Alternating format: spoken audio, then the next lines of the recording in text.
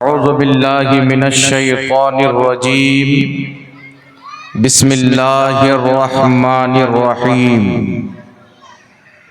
وأما بنعمة ربك فحدث صدق الله المولانا العظيم وصدق بلغنا رسوله النبي الأمين المتين المعين المنير الكريم ونحن على ذلك لمن الشاهدين والشاكرين والذاكرين والحمد لله رب العالمين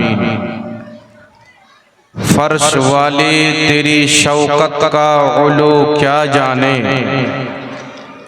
फर्श वाले तेरी शौकत का उलू क्या जाने खुसरवा अर्श पे उड़ता है फरेरा तेरा सुभान अल्लाह खुसरवा अर्श पे उड़ता है फरेरा तेरा और मैं तो मालिक ही कहूँगा कि हो मालिक के हबीब मैं तो मालिक ही कहूँगा कि हो मालिक के हबीब यानी महबूब व मुहिब में नहीं मेरा तेरा यानी महबूब व मुहिब में नहीं मेरा तेरा हश्र तक डालेंगे हम पैदाइशे मौला के धूम हश्र तक डालेंगे हम पैदाइशे मौला के धूम मिसले फारस नज़्द के कीले गिराते जाएंगे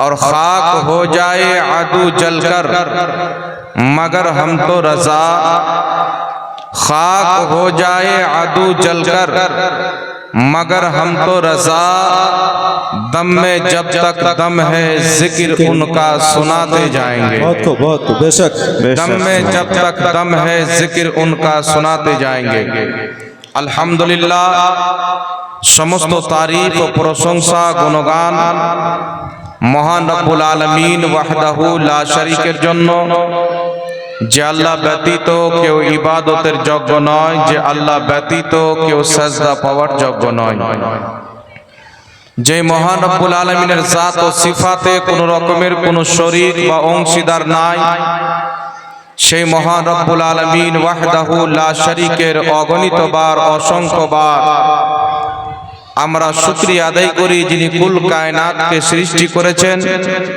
এবং তার সৃষ্টির মধ্যে মানব জাতিকে সর্বশ্রেষ্ঠ বানিয়েছেন সুবহানাল্লাহ এবং যে রব্বুল আলামিন ওয়াহদাহু লা শারীকা লা নিজের দয়াতে মেহেরবানিতে আমাকে আপনাকে তার আখরি নবী আলাইহিস সালাতু ওয়াস সালামের উম্মত বানিয়েছেন তা আমরা সকলে অন্তরের স্থল থেকে মহান রব্বুল আলামিনের শুকরিয়া আদায় করি সকলে পাঠ করুন আলহামদুলিল্লাহ আলহামদুলিল্লাহ আল্লাহ তাবারাক ওয়া তাআলার হামদ ও সানার পর রাসূল আকরাম নূরে মুজাসসাম সরওয়ারে দো আলম রাহমাতুল লিল আলামিন শফিউল মুজনবিন আনিসিল গারিবিন রাহাতে আশিকিন মুরাদুল মুমিনিন মক্কার সরদার মদিনার তাজদার মা আমিনার লাল আব্দুল্লাহ নয়নতারা बेसहारों का सहारा बेचारों का चारा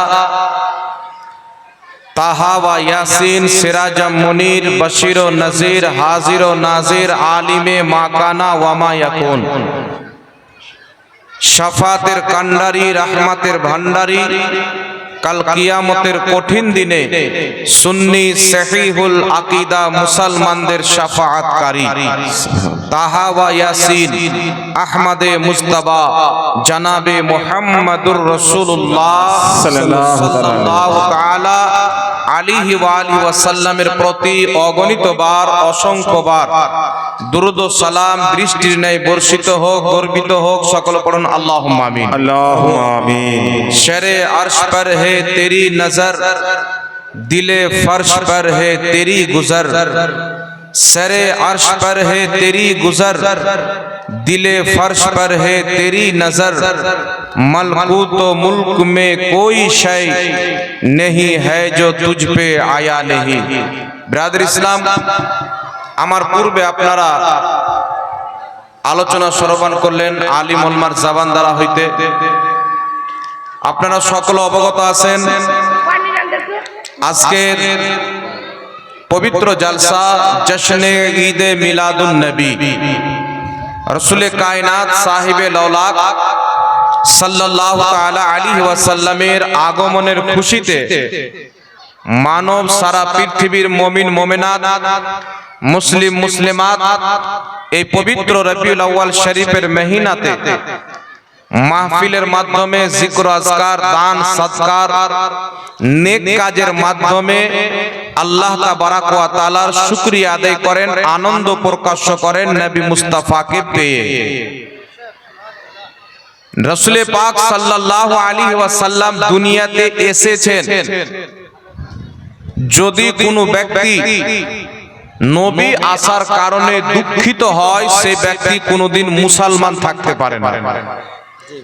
রাসূল পাক সাহিবে লাউলাক সাল্লাল্লাহু আলাইহি ওয়াসাল্লাম যখন জন্মগ্রহণ করেছিলেন, তো আল্লাহর নবী হাবিবুল্লাহ সাল্লাল্লাহু আলাইহি ওয়াসাল্লামের জন্মে সমুদ্রের মাছ, পাহাড় পর্বত, নদী নালা, হুরো গিলমা, মালাইকা ফেরেশতা, কুল কায়নাত খুশি ছিল। শুধুমাত্র হাদিসে পাওয়া যায়, তাফসিরে পাওয়া যায়, তারিখে পাওয়া যায়, একজন ব্যক্তি চিৎকার মেরে কান্না করেছিল, 40 দিন পর্যন্ত কান্না করেছিল। হিলিয়াতুল আউলিয়া নামক কিতাবে কম বেশি 950 বা 1000 বছর পূর্বে ইমাম আসবাহানী রাহমাতুল্লাহ আলাইহি লিখেছেন, রাসূল পাক সাল্লাল্লাহু আলাইহি ওয়াসাল্লামের জন্মে সবচাইতে বেশি কান্না করেছিল ইবলিস শয়তান। বাকি আল্লাহ তাবারাক ওয়া তাআলা নিজেই আনন্দিত, ফেরেশতারা আনন্দিত, সমুদ্রের মাছ আনন্দিত।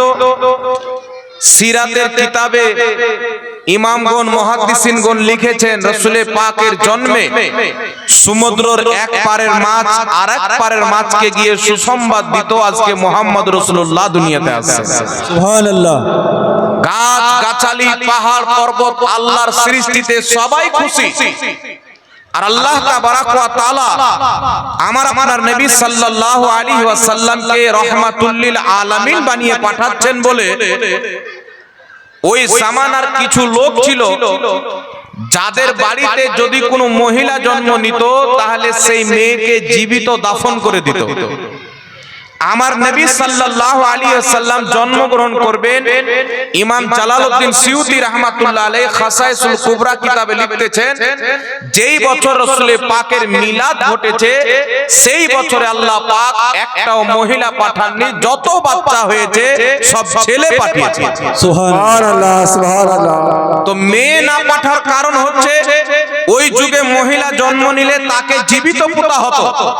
আল্লাহ তাবারাক ওয়া তাআলা চাচ্ছেন আমি আমার নবীকে ওয়ামা আরসালনাকা ইল্লা রাহমাতাল লিল আলামিন সারা জগতের জন্য রহমত করে পাঠাচ্ছি।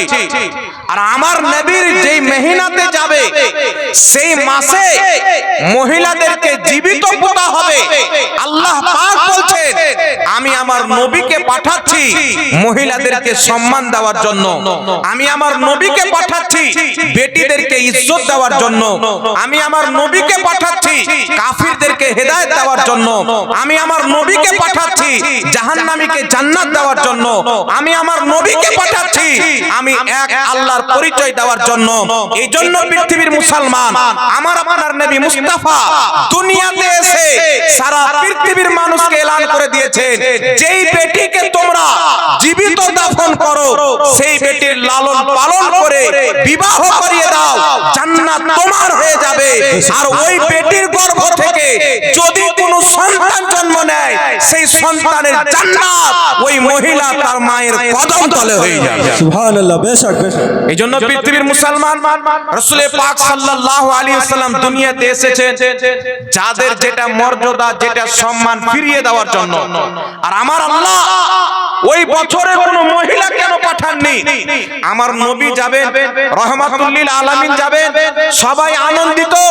আর এই বছরে কোন মহিলা জন্ম নিলে তাকে জীবিত পোতা হবে, আমি এটা করব না।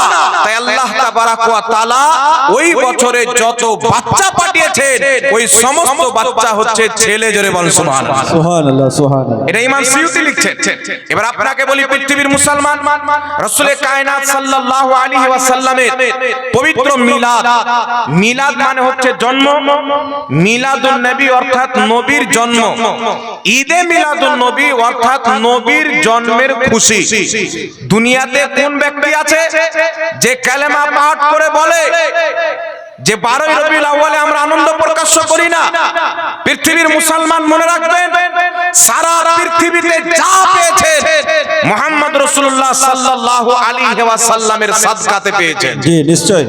মনে রাখবেন, আমেরিকা, ব্রিটেনিয়া, ইহুদি, খ্রিস্টান ও মুসলিমরা চক্রান্ত করে বিভিন্ন দাড়ি টুপিওয়ালা মৌলবি মার্কেটে ছেড়ে রেখেছে। তাদেরকে ছাড়া হয়েছে নবী পাকের মান সম্মানকে ঘটিয়ে দেওয়ার জন্য। আমাদের ভারতবর্ষের মাটিতে যখন ব্রিটেনি হুকুমত কবজা করে মানুষকে গোলাম বানিয়ে রেখেছিল, ভারতীয় নাগরিকদেরকে গোলাম বানানো হয়েছিল, ওই সময়তে ইংরেজরা মিটিং করে তারা আলোচনা করেছিল এবং তারা খুব ভালোই করে জানতো যদি ভারতবর্ষের মাটিতে মুসলমানকে হারাতে হয় তলোয়ারের জোরে মুসলমানকে হারানো যাবে না, বন্দুক নিয়ে মুসলমানকে হারানো যাবে না। মুসলমান এমন একটি কওম, তারা যদি গর্দান দিয়ে শহীদ হয়ে যায় তো তাদের কুরআন চিৎকার করে বলবে ওয়ালা তাকুলু লিমান ইয়কতালু ফি সাবিলিল্লাহি আমওয়াত, যারা আল্লাহর রাস্তায় শহীদ হয়ে যায় তারা মুর্দা নয়, বাল আহয়াউন, তারা হচ্ছে জিন্দা। তো মুসলমান শাহাদাতকে ভয় করে না, মুসলমান মওতকে ভয় করে না, তারা তো চিৎকার মেরে বলে গুলামানে মুস্তাফা জান দেনে से नहीं डरते, सर कट जाए रह जाए कोई परवाह नहीं करते। আর যদি ব্রিটেনি হুকুমতকে কায়েম রাখতে হয়, ইংরেজি হুকুমতকে টিকাতে হয়, তাহলে মুসলমানকে কমজোর করতে হবে। যদি মুসলমানের খাবার বন্ধ করে দেওয়া হয় তো ইতিহাসের পাতায় লেখা রয়েছে ইমামে হুসেন রাদিয়াল্লাহু তাআলা আনহুকে 3 দিন পর্যন্ত পিপাসিত রাখা হয়েছিল, 3 দিন পর্যন্ত খিদার্ত অবস্থায় রাখা হয়েছিল। ইমামে হুসেনকে কমজোর করা সম্ভব হয়নি। তো মুসলমানকে না খিলিয়ে, মুসলমানকে অস্ত্র দিয়ে কমজোর করা যাবে না। সারা পৃথিবীর কাফির ও মুশরিক জানে যদি মুসলমানকে কমজোর করতে হয়, এই মুসলমানের মধ্যে একটা শক্তি রয়েছে, যেই শক্তির মোকাবেলা কোটি কোটি পরমাণু বম করতে পারবে না। ওই শক্তির নাম হচ্ছে ইশকে মুস্তাফা। তাকবীর, আল্লাহু আকবার, রিসালাত, ইয়া রাসূলুল্লাহ, হায়দার আলী, জশ্নে ঈদ মিলাদুন নবী জিন্দাবাদ। মুসলমানের মধ্যে মুহাম্মদ আরবি সাল্লাল্লাহু আলাইহি ওয়াসাল্লামের যে প্রেম অন্তরে গেঁথে আছে, এই প্রেমের কারণে তারা না জীবন দিতে ভয় করে। তাদের বাড়ি যদি আগুন দিয়ে জ্বালিয়ে দেওয়া হয় তারা সহ্য করে নিবে, তাদের সন্তানকে শহীদ করে দেওয়া হয় তারা সহ্য করে নিবে, তাদের মাল ও দৌলতকে লুটমার করে নেওয়া হয় মুসলমান সহ্য করতে পারে। কিন্তু মুহাম্মদ রাসূলুল্লাহর ইজ্জতের প্রতি যদি আঘাত দেওয়া হয় মুসলমান সহ্য করতে পারে না। সুতরাং তাকে কমজোর যদি করতে হয় তাদের অন্তর থেকে নবীর মুহাব্বতকে বের করে নাও, তাদেরকে যদি খতম করতে হয় তাদের অন্তর থেকে নবীর ইজ্জতকে কেড়ে নাও। এই জন্য পৃথিবীর মুসলমান লন্ডনের মাটিতে একটি মাটির ভিতরে তারা গুপ্ত মাদ্রাসা তৈরি করেছিল। সেই মাদ্রাসাতে পড়নেওয়ালা ইহুদি, পড়ানেওয়ালা ইহুদি, কিন্তু যেই কিতাব পড়া হতো সেই কিতাবগুলি কুরআন এবং হাদিস। এই কিতাব পড়িয়ে ইহুদিরা নিজের সন্তানকে আলিম বানিয়ে মুসলমানদের এলাকাতে এসে কুরআন এবং হাদিসের অপব্যাখ্যা করে মানুষের অন্তর থেকে নবী মুস্তাফার ইজ্জতকে বের করে নেয়। নামাজি তো হয় কিন্তু রাসূলের বেয়াদব হয়ে যায়, রোজা তো রাখনে वाला হয় রাসূলের বেয়াদব হয়ে যায়। আর মনে রাখবেন, সর্বপ্রথম তারা এইগুলো মৌলবীকে তৈরি করে সৌদি আরবে কবজা করেছে। আর সেই আরব থেকে যাকাত ফিতরার পয়সা দিয়ে সারা পৃথিবীতে ছড়িয়ে মুসলমানের ঈমানকে ধ্বংস করার জন্য তারা বড় বড় মাদ্রাসা তৈরি করে রেখেছে মুসলমান। আজ আপনাকে বলতে চাই, রাসূল পাক সাল্লাল্লাহু আলাইহি সাল্লামের মহব্বত যদি বেরিয়ে যায় আপনার সবকিছু বরবাদ হয়ে যাবে। আগে রাসূল পাকের প্রেম কাকে বলে, কোরআন পাকের কিছু আয়াত, রাসূল পাকের কিছু হাদিস দ্বারা এটা স্পষ্টভাবে জেনে নেন যে রাসূল পাকের বেয়াদব যদি হয়ে যান তো কি হবে। দুনিয়ার যত বড় ইবাদত হোক, আমাদের ইবাদতকে ইবলিস চাইতে বেশি। 90 কোটি বছর ইবাদত করেছিল ইবলিস, আমার ইবাদত কবুল হয়েছে কি হয়নি এর কোনো গ্যারান্টি নাই। লক্ষ্য করে শুনেন, ইবলিসের 90 কোটি বছরের ইবাদত আল্লাহ পাক কবুল করে তাকে জান্নাতের মধ্যে রেখেছিলেন। ফারিস্তারা তাকে নুরি ডানা নিয়ে হাওয়া করত, এত তাকে আল্লাহ মর্যাদা দিয়েছিলেন। কিন্তু আল্লাহ যখন বললেন উসজুদুলি আদম, আদমকে সাজদা করো, ফাসাজাদু, সবাই সাজদা করলো কিন্তু ইবলিস সাজদা করলো না। এবার আপনাকে বলতে চাই, আমাকে আপনারা উত্তর দেন, ইবলিসের 90 কোটি বছরের কবুল সাজদা, কবুল তাসবিহ, কবুল ইবাদত ইবলিসকে বাঁচাতে পেরেছে কি পারেনি? পারেনি। তাকে শয়তান কেন বানিয়ে দেওয়া হলো, নিকৃষ্ট লোক কেন বানিয়ে দেওয়া হলো? কোন হিন্দু ভাইকে শয়তান বলেন সেও রেগে যাবে, ইহুদিকে শয়তান বলেন সেও রেগে যাবে। এত আল্লাহ পাক তাকে নিকৃষ্ট বানিয়ে দিয়েছে যে তাকে অমুসলিমকে যদি তার নাম নেন সেও রাগ করে নেবে, আপনার প্রতি ক্ষেপে যাবে। এই জন্য পৃথিবীর মুসলমান তাই 90 কোটি বছরের কবুল ইবাদত তাকে শয়তান হওয়া থেকে বাঁচাতে পারলো না, কারণ তার অন্তরে খোদার মহব্বত ছিল, খোদার হাবিব আদম আলাইহিস সালামের মহব্বত ছিল না। জি জি বেশক। তো আদমের মহব্বত যদি না থাকে, 90 কোটি বছরের কবুল ইবাদত ধ্বংস করে আল্লাহ তাকে শয়তান বানিয়ে দেয়, তাহলে আপনার অন্তরে যদি মুহাম্মদ রাসূলুল্লাহর মহব্বত না থাকে, যিনি আদমের নবী, হাকিম আল মুস্তাদরাক আলা সহিহাইনের মধ্যে ইমাম হাকিম সহিহ সনদে হাদিস নিয়েছেন, হযরতে আদম দোয়া করছেন, আল্লাহ তুমি আমাকে ক্ষমা করে দাও বিহাক্কে মুহাম্মাদিন, তোমার নবী মুহাম্মাদের ওসিলায়। আল্লাহ বলেছিলেন, আদম তুমি মুহাম্মদকে কি করে চিনলে? তিনি বলেছিলেন, আল্লাহ তুমি যখন আমার দেহের মধ্যে আত্মা ভরেছিলে আমি আরশে তাকিয়েছিলাম, সে আরশের গেটে লেখা ছিল লা ইলাহা ইল্লাল্লাহ মুহাম্মাদুর রাসূলুল্লাহ। হে রব্বুল আলামিন, আমি চিন্তা করলাম তোমার নামের পরে তুমি যার নামকে লিখে রেখেছো অবশ্যই সেই ব্যক্তি মহান হবে, তোমার প্রিয় বান্দা হবে, তাই তার ওসিলা নিলাম। আল্লাহ পাক বললেন, আদম তুমি সত্যি বলেছো, আমি যদি সেই নবীকে সৃষ্টি না করতাম তোমাকেও সৃষ্টি করতাম। সুবহান বেশক। তাহলে যেই নবীকে সৃষ্টি না করলে আদমকেও সৃষ্টি করা হতো না।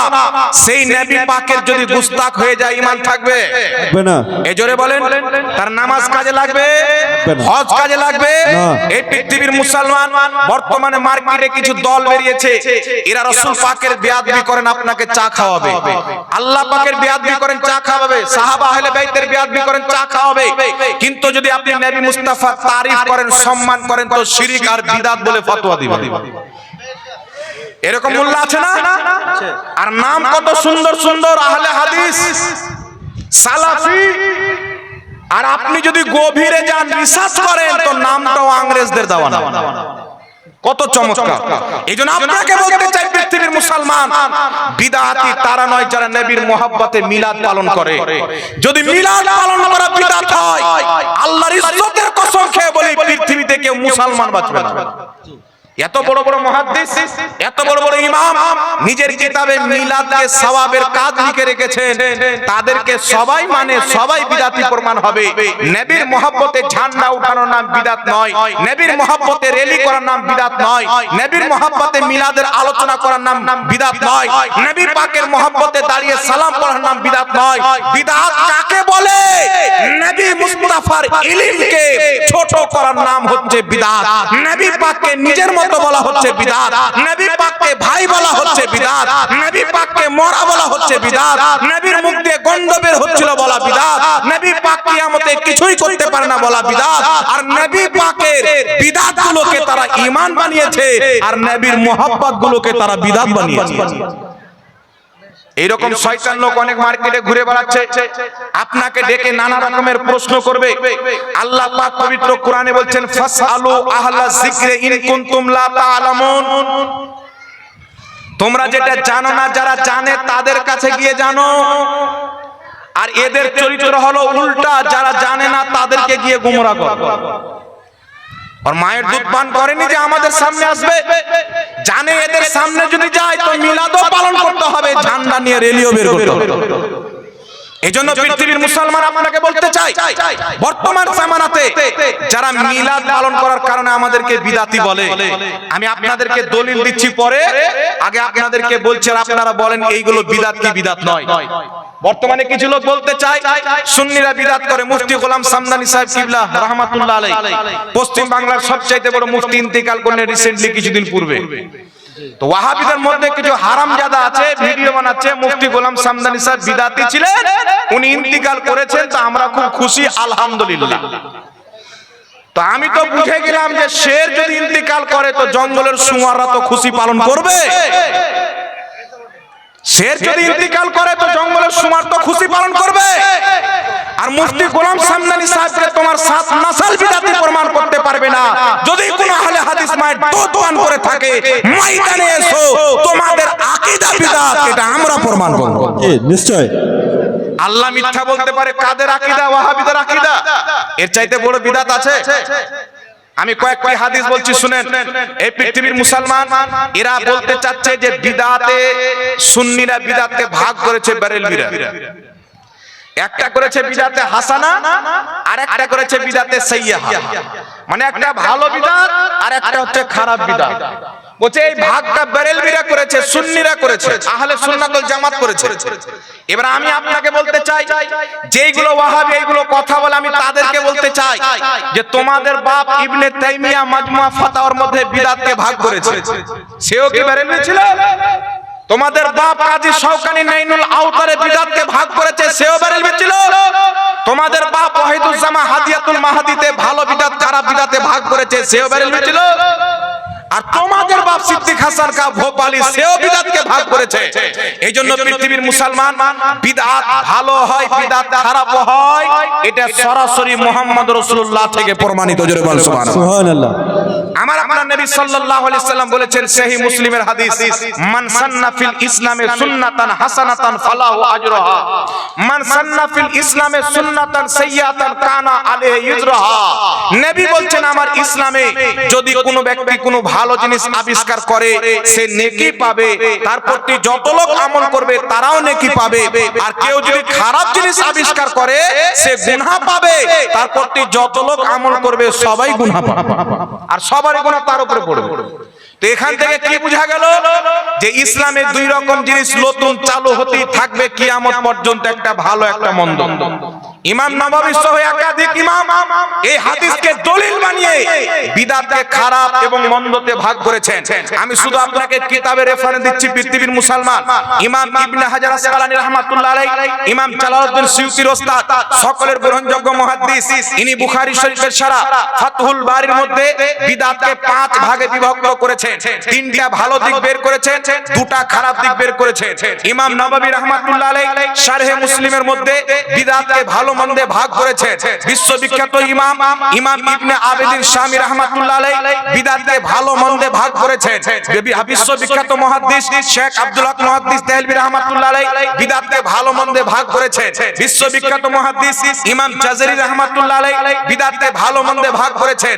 আর বিশ্ববিখ্যাত সাহাবী নবী পাকের দ্বিতীয় খলিফা হযরত ওমর ফারুক, তিনি নিজের যুগে নতুন বিদআত আবিষ্কার করেছেন। জোরে বল সুবহানাল্লাহ। সুবহানাল্লাহ। সহিহ বুখারীর মধ্যে হাদিস, একটু লক্ষ্য করে শুনেন, নচেত বুঝতে পারবেন না। সহিহ বুখারীর মধ্যে হাদিসটি লিপিবদ্ধ। রাসূলে কায়নাত সাল্লাল্লাহু তাআলা আলাইহি ওয়া আলিহি ওয়াসাল্লামের খলিফা হযরত ওমর ফারুক লোকদেরকে নিয়ে তারাবির জামাত চালু করলেন। জামাত চালু করার পরে 20 রাকাত তারাবি হয়েছিল। হযরত ওমর ফারুক রাদিয়াল্লাহু তাআলা আনহু তারাবির জামাত করার পরে বলছে, নিমাল বিদআতু হাদিহি, আমরা কত সুন্দর বিদআত চালু করেছি। আর জোরে হবে না সুবহানাল্লাহ। নবী দ্বিতীয় খলিফা বলছেন, আমরা কত সুন্দর বিদআত চালু করেছি। এইবার বলেন বাবা, সুন্দর বিদআত কি বেরেলভি চালু করেছেন না সাহাবী? কথা বলেন। সাহাবী। তো কি বুঝতে পারা গেল? বর্তমানে বেরেলভিদের যা আকীদা ওটাই ছিল সাহাবীর আকীদা। আহলে সুন্নাত সুন্নি জামাত আকীদা ইংরেজদের কাছ থেকে নেয়নি, নবী এবং তার সাহাবীর কাছ থেকে নিয়েছে। বল সুবহানাল্লাহ। সুবহানাল্লাহ। সুবহানাল্লাহ। ইংরেজদের কাছ থেকে আকীদাত ওয়াহাবি নিয়েছে। পৃথিবীর মুসলমান ওয়াহাবিদের সবচাইতে বড় গুরু ইসমাইল দেহলভি তাকওয়াতুল ঈমানে লিখেছে, আল্লাহ ঝুট বল सकता है, আল্লাহ মিথ্যা বলতে পারে। ওয়াহাবিদের গুরু ইসমাইল দেহলভি একরোজা কিতাবে লিখেছে, আল্লাহ মিথ্যা বলতে পারে। ওয়াহাবিদের গুরু সানাউল্লাহ আমৃতসরি শামে তাওহীদ কিতাবে লিখেছেন, আল্লাহ মিথ্যা বলতে পারে। ওয়াহাবিদের গুরু ইসমাইল দেহলভি তাকওয়াতুল ঈমান 50 পৃষ্ঠা লিখেছেন, নবী মরে মাটির সাথে মিশে গেছে। ওয়াহাবিদের গুরু তাকওয়াতুল ঈমানের 51 পৃষ্ঠা লিখেছে, নবীর সম্মান বড় ভাইয়ের সমতুল্য করতে হবে। ওয়াহাবিদের গুরু ইবনে আব্দুল ওয়াহাব নজদি কিতাবুত তাওহীদে লিখেছে, আদম আলাইহিস সালামও শিরক করেছেন। ওয়াহাবিদের গুরু ইসমাইল দেহলভি লিখেছেন, যদি কেউ নবীকে সুপারিশকারী মনে করে আবু জেহেল চাইতে বড় মুশরিক হয়ে যাবে। এই রকম জঘন্য জঘন্য আকীদা তারা নিজের কিতাবের মধ্যে লিখে রেখেছে। এইগুলোই হচ্ছে জঘন্য বিদআত মুসলমান। জি নিশ্চয়। নবীকে বড় ভাই বলা বিদআত কি বিদআত নয়, জোরে বলেন। বিদআত। আমি এক জায়গায় একটা বক্তব্য দিয়েছিলাম যে রাসূল পাক সাল্লাল্লাহু আলাইহি সাল্লামকে ভাই বলা এটা জায়েজ নয়। তা আমার বিরুদ্ধে ভিডিও বানিয়ে দলিল দিচ্ছে, আল্লাহ কোরআনে বলেছে প্রত্যেক মুমিন ভাই। নবী পাক বলেন, উমর তুমি যাও তোমার দোয়াতে তোমার ভাইকেও স্মরণে রাখবে। নবী বলেছেন প্রত্যেক মুমিন ভাই। তো আমাদের নবীও মুমিন, আমরাও মুমিন, তো নবী আমাদের ভাই হলো কিনা যুক্তি দেখেন। তাহলে ওই দাজ্জাল কানা ওয়াহাবিকে আমি বলতে চাই যে প্রত্যেক মুমিন যখন ভাই, তো তুইও মুমিন, তোর বাপও মুমিন, তো তোমার বাপ তোমার ভাই। তোর স্ত্রীকে মা বলিও না, কালকে থেকে ভাবি বলিও নাকি বলেন। ওর যুক্তিতে ওর বাপও ওর ভাই, ওর চাচাও ভাই, ওর যে বেটা জন্ম নেবে ওটাও ওর ভাই, আর বেটার বউকে ওকে ভাবি বলতে হবে। কত বড় দাজ্জাল কানা যুক্তি দিয়ে নবীকে ভাই প্রমাণ করতে চায়। আর এ বলছে আমরা আহলে হাদিস। আর বর্তমানে যারা নিজেকে আহলে হাদিস বলে, এরা নবীর উম্মত নয়, এরা ইংরেজদের উম্মত লিখেলেন খাতার মধ্যে। সিরাতে সানাইয়া আহলে হাদিসদের লেখা কিতাব, এই কিতাবের মধ্যে লিখেছে ভারতবর্ষের মাটিতে ওয়াহাবি বলা হতো। ইরাকে যখন ওয়াহাবি শব্দ মানুষের কাছে একটা গালি হয়ে গেল যে ওয়াহাবি মানে গুস্তাখে রাসূল, তখন ইংরেজদের কাছে গিয়ে পা ধরে বলল, আব্বা আমাদের ওয়াহাবি নামটা সরকারি কাগজপত্র থেকে বের করে আহলে হাদিস নামটা দিয়ে দাও। ইংরেজরা বলল, যাও বেটা আজকে থেকে তোমাদের নাম আহলে হাদিস। ওদের কিতাবে লেখা আছে। তো বর্তমানে যারা নিজেকে আহলে হাদিস বলে, এরা নবীর উম্মত নয়, এরা হচ্ছে ইংরেজের উম্মত। আর যারা নবীর উম্মত তারা নিজেকে আহলে সুন্নাত ওয়াল জামাত, তার শর্ট হচ্ছে সুন্নি জামাত বলবে। সুবহানাল্লাহ। আহলে সুন্নাত ওয়াল জামাত কোন ইংরেজদের দেওয়া নয়, কোন ইহুদি খ্রিস্টানদের দেওয়া নাম নয়। আহলে সুন্নাত ওয়াল জামাত এই নাম স্বয়ং মুহাম্মদ রাসূলুল্লাহ 73 ফিরকার মধ্যে একটি দল জান্নাতে যাবে। নবী বলেছেন ওই দলের নাম হবে আহলে সুন্নাত ওয়াল জামাত। জোরে বলুন সুবহানাল্লাহ সুবহানাল্লাহ। বেশক নিজে করে বিদআত আর ফাতওয়া দেয় আমাদের উপরে। এখন আপনাদের সম্মুখে আমি মিলাদুন নবীর দলিল উপস্থাপন করব। বিরাদর ইসলাম, নবী পাক সাল্লাল্লাহু আলাইহি সাল্লামের মান সম্মানকে ইংরেজরা যখন বের করার চেষ্টা করলো ভারতবর্ষের মাটিতে, তখন ইংরেজদের হুকুমত ছিল। তারা কিতাবে কি লিখলো? নবী মরে মাটির সাথে মিশে গেছেন, নবীর সম্মান বড় ভাইয়ের সমতুল্য করতে হবে, বেশি করলে শিরক হবে। আর তাদের আরো যে কত ঘাটিয়া ফতোয়া মাসলা আছে, ওইগুলো মাসলা মানুষের সামনে বলা যাবে না। এদের নিকটে সুয়ার পর্যন্ত হালাল, ওদের কিতাবে লেখা আছে। উরফুল জাদি ওয়াহাবিদের কিতাব, হাদিয়াতুল মাহদি ওয়াহাবিদের কিতাব, নুজুলুল আবরার ওয়াহাবিদের কিতাব, লোগাতুল হাদিস ওয়াহাবিদের কিতাব, বাদরুল আল আহলিয়া ওয়াহাবিদের কিতাব। এইগুলো কিতাব পড়েন, এই কিতাবের এইগুলো কিতাবের মধ্যে লিখে রেখেছে সুয়ার, তার হাড্ডি মাংস এগুলো হালাল। তারা এগুলো কিতাবের মধ্যে লিখেছে। যদি কোনো মহিলা আর তার স্বামী উলঙ্গ অবস্থায় নামাজ পড়ে তো নামাজ হয়ে যায়। নাউজুবিল্লাহ বললেন না? এত নোংরা মশলা লিখেছে, পার্সোনালে কোনদিন ইউটিউবে ভিডিও বানিয়ে দেব, এগুলো বলা যাবে না। এখানে বাপ ভাই মা বোন সবাই আছে। এত জঘন্য মশলা লিখেছে, এটা বয়ান করা যাবে না। এই জন্য পৃথিবীর মুসলমান আপনাকে বলতে চায়, কেউ যদি বলে আল্লাহ মিথ্যা বলতে পারে, ওই ব্যক্তি কাফির ও মুরতাদ হয়ে যাবে। কারণ মিথ্যা বলা হচ্ছে এক, আল্লাহর কুদরত গায়ব থেকে পবিত্র, ত্রুটি থেকে পবিত্র, খারাপ জিনিস থেকে পবিত্র। এই জন্য আল্লাহর জন্য মিথ্যা বলা অসম্ভব মহাল। কেউ যদি বলে আল্লাহ মিথ্যা বলতে পারে, ইমাম রাজি রাহমাতুল্লাহ আলাইহি তাফসীরে রাজির মধ্যে লিখছেন সেই ব্যক্তি কাফির হয়ে যাবে। তারপরে আকীদাতুত তাহাবীর মধ্যে লেখা আছে কেউ যদি বলে আল্লাহ মিথ্যা বলতে পারে সেই ব্যক্তি কাফির হয়ে যাবে। আর শেফা কিতাবে লেখা আছে কেউ যদি বলে আল্লাহ মিথ্যা বলতে পারে সেই ব্যক্তি কাফির হয়ে যাবে। আর এইগুলো কুফরি জঘন্য বিদআতি আকীদা ওয়াহাবিদের অন্তরে এখন পর্যন্ত ভরা আছে মুসলমান। আর তারা কি বলে যে মিলাদুন নবী পালন করা বিদআত। এবার আপনাদের সম্মুখে দলিল দিচ্ছে বাবা, একটু লক্ষ্য করে শুনেন। আচ্ছা বলেন তো আমাদের নবী মরা না জিন্দা? জিন্দা নবী না? জিন্দা নবী। প্রথমে এখানে একটা জিনিস বলি, তারা বলতে চায় 12ই রবিউল আউয়ালে নবী জন্মগ্রহণ করেছেন, 12ই রবিউল আউয়ালে নবী আমার ইন্তিকাল করেছেন। তো খুশিটা নিচ্ছ জন্মের, ইন্তিকালের দুঃখটা কেন নাও না? তো সর্বপ্রথম আমার উত্তর হচ্ছে যে আমাদের নবী সুন্নিদের নবী আজ পর্যন্ত নিজের রওজাতে জিন্দা, যেখানে খুশি যেতে পারে। জি জি বেশক সুবহানাল্লাহ। তো আমাদের নবী জিন্দা, আমরা নবীর জন্ম দিবস পালন করব। ওয়াহাবিদের নবী মোরের মাটির সাথে মিশে গেছে, তারা দুঃখ প্রকাশ করবে। তাই 12ই রবিউল আউয়ালে আমরা আমাদের মুমিন ভাইদেরকে নিয়ে নবী মুস্তাফার মহব্বতে র্যালি বের করব।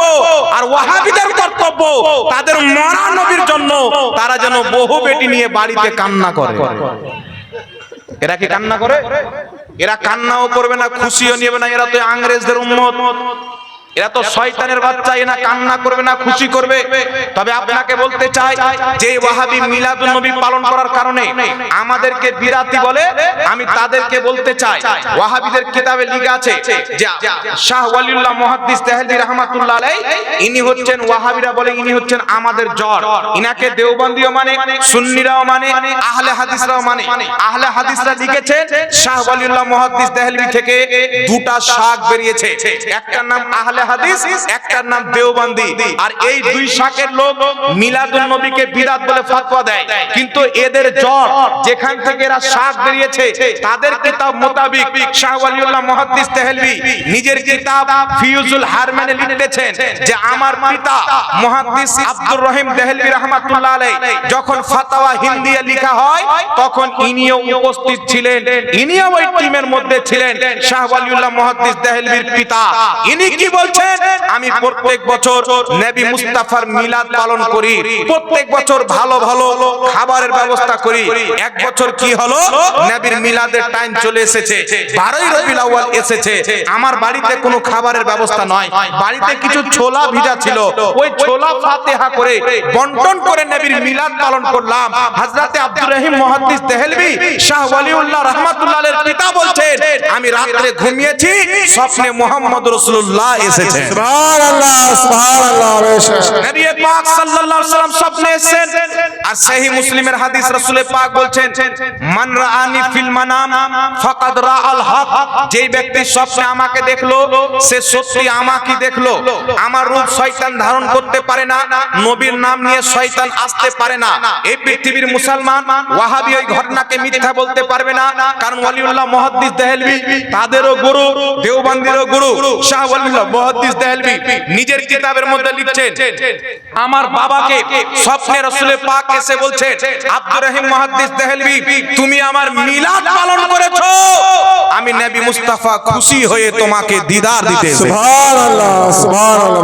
মুহাদ্দিসের বক্তব্য দ্বারা, মুহাদ্দিসের কিতাব দ্বারা প্রমাণ হলো নবী মুস্তাফার মিলাদে মুহাম্মদ রাসূলুল্লাহ খুশি হয়, ইংরেজদের উম্মত ওয়াহাবি দেওবন্দিরা দুঃখ হয়ে যায়। বেশক আমরা নবীকে খুশি করব না এদেরকে খুশি করব বাবা? নবীকে খুশি করব, জোরে বলতে হবে, নবীকে খুশি করব, নবীকে খুশি করতে হবে না। এইবার আগে চলে আসেন, আপনাদের সম্মুখে আরেকটা কথা বলি যে আমরা নবী পাককে জিন্দা মনে করি। মুসনাদে বাজ্জারের মধ্যে সহিহ সনদে হাদিস বর্ণিত, রাসূল পাক বলছেন আল আম্বিয়া ওয়া আহিয়াউন ফি কুবুরিহিম ইউসাল্লুন, প্রত্যেক নবী নিজের কবরে জিন্দা, তারা নামাজ পড়ে। সহিহ মুসলিমের মধ্যে সহিহ হাদিস, রাসূল পাক বলছেন মারাতু আলা মুসা ওয়া হুয়া ইউসাল্লি ফি কবরিহি, আমি মুসা নবীর কবরের পাশে দিয়ে গেলাম, দেখলাম মুসা নবী নিজের কবরে নামাজ পড়ছেন, কায়েমুন ইউসাল্লি, তিনি দাঁড়িয়ে দাঁড়িয়ে নামাজ পড়ছেন। বুঝা কি গেল, তিনাদের দেহে আত্মা ভরে দেওয়া হয়েছে, তাই তারা দাঁড়িয়ে নামাজ পড়ে, রুকু করেন, সাজদা করেন, কিয়াম করেন। পৃথিবীর মুসলমান আমার আপনার নবী বলছেন মিশকাতুল মাসাবি 121 পৃষ্ঠার হাদিস, রাসূল পাক বলছেন ইন্নাল্লাহা হারামা আলাল আরদি আন তাকুলা আজসাদুল আম্বিয়া ফানাবিয়ুল্লাহি হাইয়ুন ইরযাকু। রাসূল পাক বলছেন ইন্নাল্লাহ, নিশ্চয় আল্লাহ হারামা হারাম করে দিয়েছেন আলাল আর জমিনের উপরে আনতা কুলাজ সাদাল আম্বিয়া, জমিন কোন নবীর শরীরকে খেতে পারে না। ফানাবিয়ুল্লাহি হাইয়ুন, আল্লাহর নবীগণ জীবিত, ইরযাকু, আল্লাহর পক্ষ থেকে রিজিক দেওয়া হয়। সুবহানাল্লাহ সুবহানাল্লাহ। কিন্তু দেওবন্দীদের গুরু, ওয়াহাবিদের গুরু ইসমাইল দেহলভি তাকবিয়াতুল ঈমানের 50 পৃষ্ঠায় কুরআন হাদিসকে ওভারটেক করে বিদআতি আকীদা লিখলো। নবী মরে মাটির সাথে মিশে গেছেন। তখন ইসমাইল দেহলভির দাঁত ভাঙার জন্য আল্লাহ তাবারাক ওয়া তাআলা 14 সদীতে একজন মুজাদ্দিদকে পাঠালেন, যিনাকে আলা হযরত বলা হয়। আলা হযরত এসে বললেন, তু জিন্দা হে ওয়াল্লাহ, তু জিন্দা হে ওয়াল্লাহ, মেরে চশমে আলম से छुप जाने वाले। तकबीर, अल्लाहु अकबर, रिसालत, या रसूल अल्लाह, हैदर, जश्न ईद मिलादुन नबी जिंदाबाद। তো জিন্দা নবীর মৃত্যু দিবস পালন করা যাবে, জোরে বলতে হবে। নবী তো জিন্দা। ইবনে হাজার আসকালানী রাহমাতুল্লাহ আলাইহি ফাতহুল বারির মধ্যে লিখছেন যে আমাদের বড় বড় মুহাদ্দিস ইমামগণ নবী পাককে ইন্তিকালের পরে ডাইরেক্ট নিজের সামনে দেখেছেন। সুবহানাল্লাহ। ইমাম জালালউদ্দিন সিয়ুতি লিখছেন আল হাবিলিল ফাতাওয়ায়, নবী মুস্তাফা কবর থেকে বেরিয়ে যেখানে ইচ্ছা সেখানে যেতে পারে। শারহে বুখারী ইমাম কাস্তালানী মাওয়াহিবুল লাদুনিয়াতে লিখছেন নবী পাক রওজাতে জিন্দা আছেন, সহশরীরে আল্লাহ শক্তি দিয়েছেন, যেখানে ইচ্ছা সেখানে যেতে পারে। তো বুঝা কি গেল, পৃথিবীর মুসলমান জিন্দা হায়াতুন নবীর মৃত্যু দিবস পালন করা যায় না, নবী মুস্তাফার জন্ম দিবস পালন করা যায়। এটাই হচ্ছে মুহাদ্দিসদের ফতোয়া। জোরে বল সুবহানাল্লাহ। সুবহানাল্লাহ সুবহানাল্লাহ। তো ওয়াহাবি কুল খ্রিস্টানকে নবী মানে ইহুদিকে মানে আল্লাহ জানে। ওদের নবী মরে মাটির সাথে মিশে গেছে। সাধারণ পাপী দারুখোর মদখোর যখন মারা যায়, তার লাশকে কবরের মাটি পোকা চিবিয়ে খেয়ে নেয়, ওরকম ওয়াহাবিদের নবীরও খেয়ে নিয়েছে। ওরা তো মুহাম্মদ রাসূলুল্লাহর কলমা পড়েনি। যদি আমাদের নবীর কলমা পড়তো তাহলে তারা জীবনে বলতো না যে নবীর সম্মান বড় ভাইয়ের সমতুল্য করতে হবে। এটা তো তাদের নবী, যার সম্মান বড় ভাইয়ের সমতুল্য করতে হবে। কিন্তু আমরা যে নবীর কালেমা পাঠ করেছি, বুখারীর কিতাবুল ঈমানে হাদিস, সহিহ মুসলিমের মধ্যে হাদিস, মিশকাতুল মাসাবি কিতাবুল ঈমানের মধ্যে হাদিস, রাসূল পাক বলেছেন লা ইউমিনু আহাদুকুম হাত্তা আকুনা আহাব্বা ইলাইহি মিন ওয়ালিদিহি ওয়া ওয়ালাদিহি ওয়ান নাস আজমাইন। দয়ার নবী মায়ের নবী বলছেন ততক্ষণ পর্যন্ত কোন ব্যক্তি ঈমানদার হতে পারে না যতক্ষণ পর্যন্ত নিজের বাপ চাইতে বেশি, মা চাইতে বেশি, ছেলে চাইতে বেশি, মেয়ে চাইতে বেশি, ওয়ান নাস আজমাইন, সমস্ত মানব চাইতে বেশি, আল্লাহর পর সব চাইতে বেশি নবীকে যে না মহব্বত করবে লা ইউমিনু, ঈমানদার হবে না। সুবহানাল্লাহ। বেশক এটা তো আমাদের নবী, যার ভালোবাসা কোরআন হাদিস বলছে আল্লাহর পর সবচেয়ে বেশি ভালোবাসো। ওয়াহাবিরা কোন নবীর কলমা পড়েছেন যে বড় ভাইয়ের সমতুল্য মহব্বত করতে হবে, বেশি করলে শিরক হবে। তো নিশ্চয়ই কোন ইহুদি খ্রিস্টান তাদের নবী হবে। নচেত আমরা যে নবীকে মানি, আল্লাহ যে নবীকে পাঠিয়েছে, যিনার নাম হচ্ছে মুহাম্মদ রাসূলুল্লাহ, যদি সেই নবীর কালেমা পাঠ করতো তো কি বলতো? বরেলি তাজুশ শরিয়া বলেছেন নবী সে जो हो बेगाना उसे दिल से जुदा कर दे, पिदर मादर ब्रदर मालो जा सब कुछ नबी पर फिदा कर दे। সুবহানাল্লাহ সুবহানাল্লাহ। এইজন্য পৃথিবীর মুসলমান ইমাম জালালউদ্দিন সিয়ুতি রাহমাতুল্লাহ আলাইহি নিজের দুটি কিতাবের মধ্যে লিখেছেন, হুসনুল মাকসাদ ফি আমালিল মাউলিদ কিতাবে, আল হাবিলিল ফাতাওয়ার প্রথম খণ্ডের মধ্যে কি লিখছেন? যারা বলে নবী এই দিনে ইন্তিকাল করেছেন, এই দিনে জন্মগ্রহণ করেছেন, ইমাম সিয়ুতি বলছেন যে ইন্তিকাল করাটা হচ্ছে দুঃখ, জন্ম নেওয়াটা হচ্ছে খুশি। আর শরীয়ত দুঃখকে লুকাইতে বলেছেন আর খুশিকে প্রকাশ্য করেছেন। সুতরাং নবীর মৃত্যু দিবস পালন করা যাবে না, এমনিতে নবী হায়াতুন নবী, নবী মুস্তাফার জন্মদিন পালন করা যাবে। সুবহানাল্লাহ সুবহানাল্লাহ। বেশক এবার আপনাদের সম্মুখে আমি দলিল দিচ্ছি, পৃথিবীর মুসলমান যখন 12 রবিউল আউয়ালের চাঁদ উঠে তো সব টুপিওয়ালা শয়তান মার্কেটে বেরিয়ে যায়, এ চ্যালেঞ্জ করে, এ চ্যালেঞ্জ করে। কিন্তু আমরা মোবাইলের মাধ্যমে বসবো না, এরা এদের নিকটে আল্লাহ মিথ্যা বলতে পারে, তো এই মোবাইলে মিথ্যা বলবে না? যাদের আল্লাহ মিথ্যা বলতে পারে এরা সত্য বলবে, এটা আপনার ঈমান বলবে? ফেস টু ফেস চলে চুরি করার কোনো ক্ষমতা থাকবে না। আমরা তো রেডি আছি ভাই, মিলাদুন নবী নিয়ে এসো না মার্কেটে, বিদাত নিয়ে এসো না, 10 মিনিটের মধ্যে পায়জামা সব খুলে নাংটা করে বাড়ি না পাঠাইতে পারলে বাংলার মাটিতে জিন্দেইতে ওয়াজ করব না মুসলমান। এবার শুনেন, আজকে এই গ্রামবাসী নবী পাকের মহব্বতে মিলাদুন নবীর মাহফিল করেছেন। এই মিলাদুন নবীর মাহফিল কোথায় থেকে আসলো? কিছু লোক, একটা লোক কলকাতা থেকে আমাকে হোয়াটসঅ্যাপে মেসেজ করেছে, হুজুর আমি একজন আহলে হাদিস, আমি আপনাকে একটা প্রশ্ন করতে চাই, অফার আছে। আমি কি অফার? নবী পাক মিলাদুন নবীর মাহফিল করেছেন, কোন অনুষ্ঠান করেছেন, সেখানে কতজন সাহাবী উপস্থিত ছিল, এইরকম যদি কোন সহিহ হাদিস দিতে পারেন তাহলে আপনাকে 10 লক্ষ টাকা দেব। তা আমি ওকে একটা হাদিস পাঠালাম, রাসূল মুআজ্জম সাল্লাল্লাহু আলাইহি ওয়াসাল্লাম নিজেই মিলাদুন নবীর মাহফিল করেছেন। একটু জোরে বলেন সুবহানাল্লাহ। সুবহানাল্লাহ। ওকে আমি হাদিস পাঠালাম, আর হাদিসটা বিশুদ্ধ সনদের হাদিস। ইমাম তাবরানী শরীফের মধ্যে হাদিসটা উল্লেখ করেছেন, আর একাধিক কিতাবের মধ্যে আছে। ইমাম হাইসামি মাজমাউজ জাওয়াইদের মধ্যে হাদিসটা উল্লেখ করেছেন। হাদিস নাম্বার 14392। কত নাম্বার? 14392। হাদিস নাম্বার 14392। ইমাম হাইসামি হাদিস উল্লেখ করে বলছেন রাওয়াহু তাবরানী ওয়া ইসনাদুহু হাসান। ইমাম তাবরানী হাদিসটা উল্লেখ করেছেন, এর সনদ হলো হাসান, অর্থাৎ বিশুদ্ধ। জোরে বল সুবহানাল্লাহ। সুবহানাল্লাহ। হাদিসটা কি? আন আয়েশা রাদিয়াল্লাহু তাআলা আনহা ক্বালাত তাযাক্কারা রাসূলুল্লাহি সাল্লাল্লাহু আলাইহি ওয়াসাল্লাম ওয়া আবু বকরিন রাদিয়াল্লাহু তাআলা আনহু মিলাদাহুমা ইনদি। মায়েশা সিদ্দিকা রাদিয়াল্লাহু তাআলা আনহা বলছেন, আমার নিকটে নবী মুস্তাফা উপস্থিত ছিলেন, আবু বকর সিদ্দিক সমস্ত সাহাবীর সরদার উপস্থিত ছিলেন। উপস্থিত হয়ে কি করলেন? মায়েশা বলছেন তাযাক্কারা রাসূলুল্লাহি ওয়া আবু বকরিন মিলাদাহুমা ইনদি। নবী এবং আবু বকর সিদ্দিক দুইজন আমার নিকটে উপস্থিত হয়ে তারা নিজের মিলাদের আলোচনা করলেন। সুবহানাল্লাহ। সুবহানাল্লাহ। বেশক। আর একটু জোরে বলতে হবে সুবহানাল্লাহ। সুবহানাল্লাহ।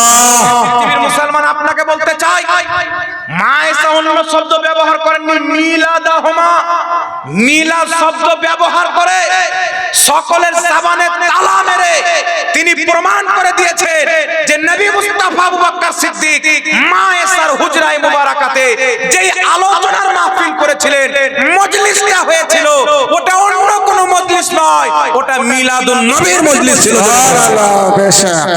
তাহলে আমার নবী মিলাদের মাহফিল করেছে, ওখানে দুইজন সাহাবী, একজন সাহাবিয়া ছিলেন। সাহাবী হচ্ছেন আবু বকর সিদ্দিক, সমস্ত সাহাবীর সরদার, আর সাহাবিয়া হচ্ছেন উম্মুল মুমিনিন মায়েশা সিদ্দিকা, নবী পাকের স্ত্রী।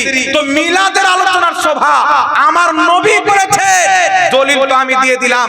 কিয়ামতের সকাল পর্যন্ত যারা নিজেকে আহলে হাদিস বলে, ওই নজদি মোল্লাদেরকে বলতে চাই, যদি অরিজিনালি আহলে হাদিস থাকো, যদিও ইংরেজদের কাছ থেকে পা টিপে নামটা নিয়েছো, আর তোমাদের কাছে যদি কোনো হাদিস থাকে, আমি তো হাদিসের কথা বলছি না, হাদিস দিতে হবে না।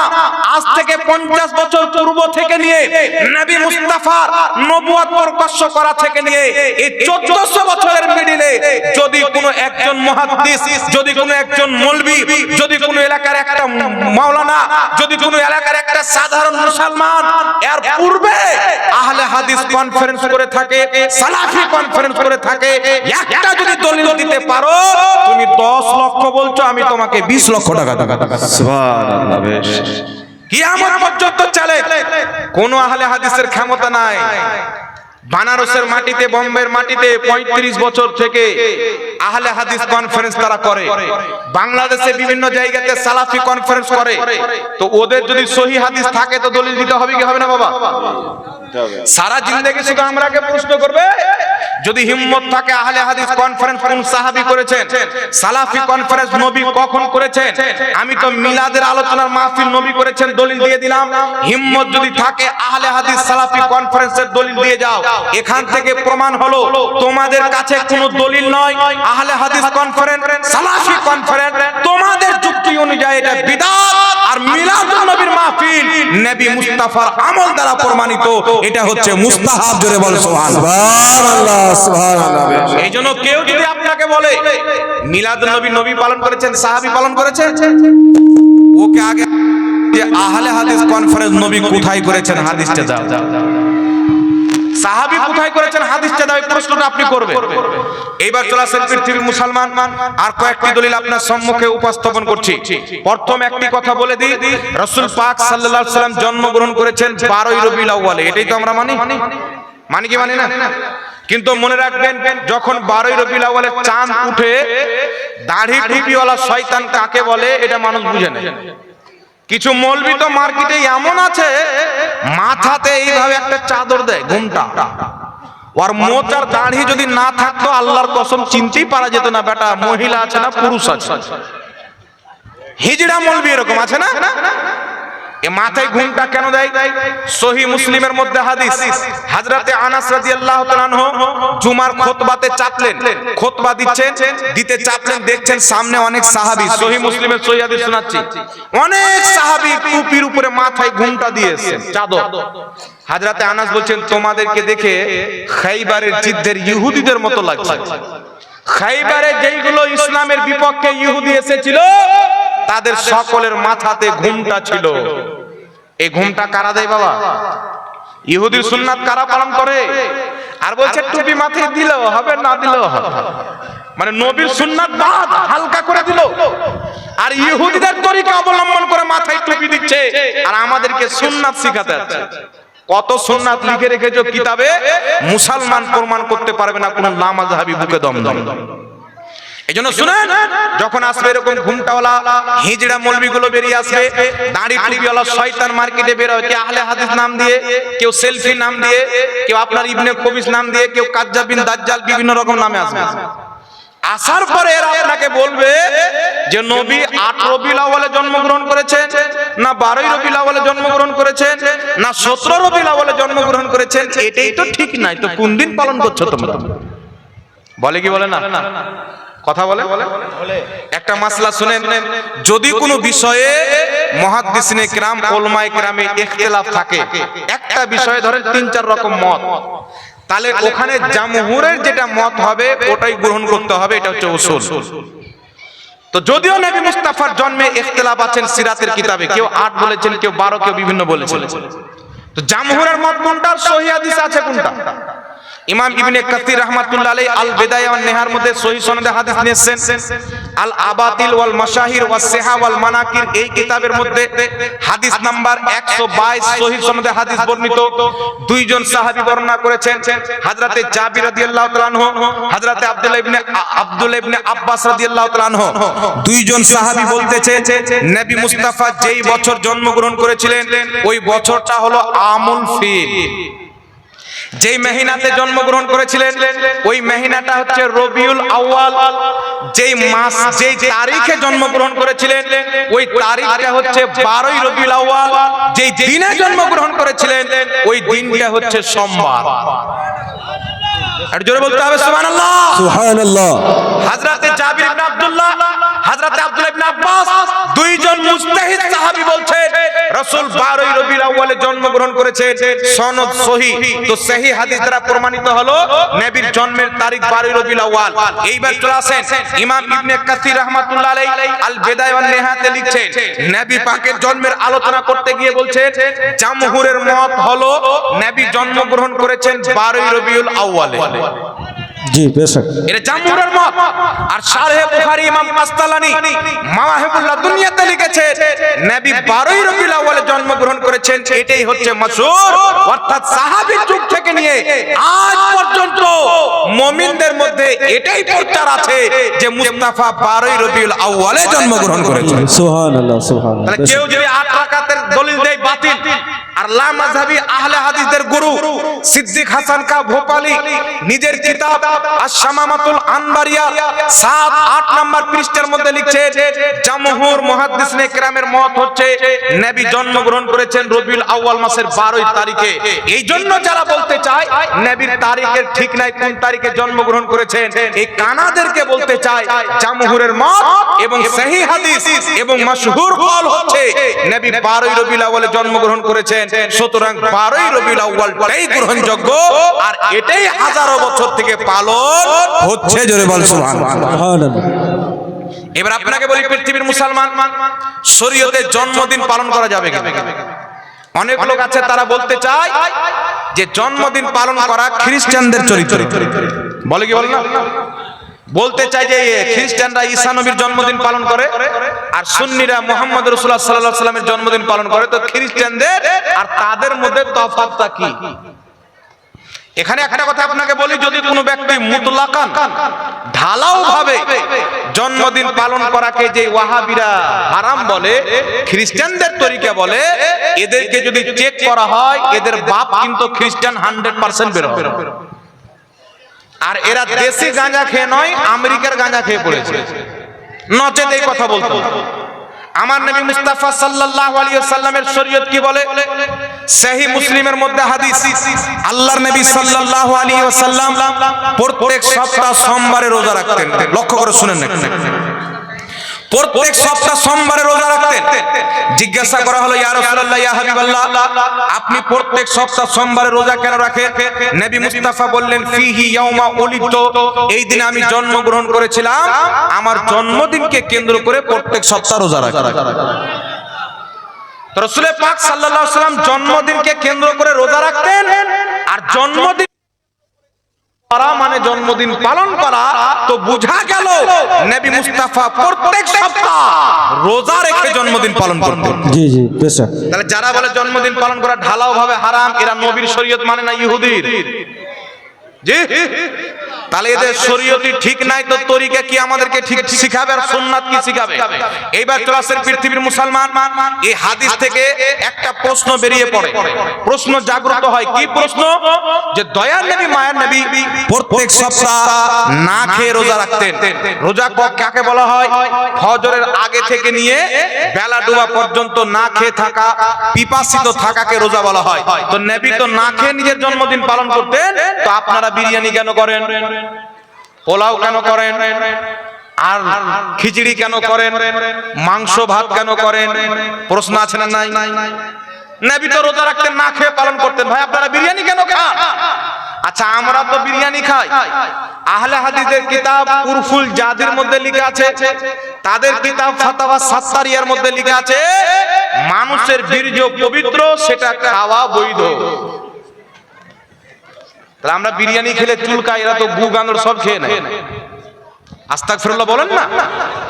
ওদের কিতাবে লেখা আছে, রেকর্ডিং হচ্ছে মোবাইলে, অন বাই ক্যামেরা বলছি, কেউ বলুক যে মিথ্যা বলেছে, কিতাব রাখা হয়, তারপর বক্তব্য দিচ্ছি। শুধু এইগুলো নয়, ওদের মাযহাবে মশা, মাছি, পোকা, কীড়া, পিঁপড়া এগুলো সব খাওয়া যায়। মশা খাওয়া যায়, মাছি খাওয়া যায়, পিঁপড়া খাওয়া যায়, মানে যেইগুলো ছোট ছোট মশা মাছি আছে, মারলে রক্ত বের হয়, এরকম যত কীড়া মাকড় আছে এদের নিকটে সব খাওয়া যায়। তো আপনার এলাকায় কেউ যদি ওয়াহাবি থাকে, 12ই রবিউল আউয়ালে বিরিয়ানিটা আপনি খেয়ে আর 10-12টা মোছা মেরে পার্সাল করে বেটাকে দিয়ে দিয়ে নাকি বলেন? তবে পৃথিবীর মুসলমান যারা বলেন নবী রোজা রেখে পালন করেছেন, আপনারা বিরিয়ানি কেন খাচ্ছেন? তারা অর্ধেক দিনকে পড়েছে, অর্ধেকটা বাদ দিয়ে দিয়েছে। এখন আপনাদেরকে আমি হাদিস শোনাচ্ছি, শুনেন। কিতাবটির নাম হচ্ছে মুসান্নাফে আব্দুর রাজ্জাক। এই কিতাবের মধ্যে হাদিসটি লিপিবদ্ধ রয়েছে, মুসনাদে বাসসারের মধ্যে লিপিবদ্ধ রয়েছে, তাহজিবুত তাহজিব কিতাবে হাদিসটি লিপিবদ্ধ রয়েছে, মাজমুজ জাওয়াইদে ইমাম হাইসামি উল্লেখ করে হাদিসটিকে হাসান বলেছেন। হাদিসটি কি? দয়ার নবী মায়ের নবী সাল্লাল্লাহু আলাইহি ওয়াসাল্লাম 40 বছর বয়স যখন তিনার হয়ে গেল, বয়সান নবুয়াত, তিনি নিজের নবুয়াতকে প্রকাশ্য করলেন। কত বছর বয়সে? এখানে একটা মাসলা ক্লিয়ার করেন, হাদিসে যেখানে আছে নবী 40 বছর বয়সে নবুয়াতকে প্রকাশ্য করেছেন, ওয়াহাবিরা অনুবাদ করেছে নবী 40 বছর বয়সে আল্লাহ নবীকে নবুয়াত দিয়েছে। হাদিসে আছে নবুয়াত প্রকাশ্য করেছেন, এরা অনুবাদ করেছেন 40 বছরে নবীকে নবুয়াত দিয়েছে। ওয়াহাবিরা 40 বছরের পূর্বে নবীকে নবী মানে না, আর 40 বছর পূর্বে রাসূল পাক সাল্লাল্লাহু আলাইহি ওয়াসাল্লামের 10 বছর জীবনকে তারা মনে করে যে নবী শিরক করেছিলেন। নাউজুবিল্লাহ, নবী নাকি শিরক করেছিলেন। একটু জোরে নাউজুবিল্লাহ বলবেন না? কেউ যদি নবী পাক সাল্লাল্লাহু আলাইহি ওয়াসাল্লামের 63 বছর জীবনের 1 সেকেন্ডকে শিরক বলে মানে, সেই ব্যক্তি কাফির ও মুরতাদ হবে, মুসলমান থাকবে না। এই কুফরি আকীদা ওয়াহাবির মধ্যে আছে। এবার আপনাকে বলতে চাই, পৃথিবীর মুসলমান, নবী 40 বছর বয়স যখন হয়ে যায়, হাদিসের শব্দ আছে বয়সান নবুয়াত, নবুয়াতকে প্রকাশ্য করলেন বা নবুয়াতের এলান করলেন। এখন এরা অনুবাদ করেছে কি 40 বছর বয়সে নবীকে আল্লাহ নবুয়াত দিয়েছেন।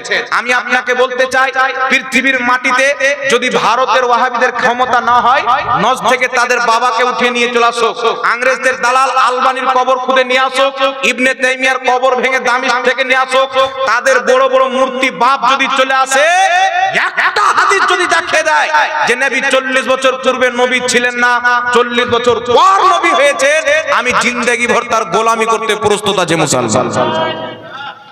একটা হাদিস কিয়ামত পর্যন্ত দেখাতে পারে না। আর আমি আপনাকে সহি হাদিস দেব, কোন মায়ের লাল হাদিসকে দুর্বল প্রমাণ করতে পারবে না। মুসনাদে আহমদের মধ্যে সহি সনদে হাদিস বর্ণিত, ওয়াহাবিদের গুরু আলবানীও হাদিসটিকে বিশুদ্ধ মেনেছে। আমার নবীকে সাহাবী জিজ্ঞাসা করছেন, ইয়া রাসূলুল্লাহ মাতা জুইলদা নবিয়ান, ইয়া রাসূলুল্লাহ আপনি নবী কবে, আল্লাহ আপনাকে নবী কবে বানিয়েছেন? রাসূল পাক বলছেন, ওয়া আদামু বাইনার রূহি ওয়াল জাসাদ, আদমের দেহে যখন আত্মা ভরা হয়নি আল্লাহ আমাকে নবী বানিয়ে দিয়েছিলেন।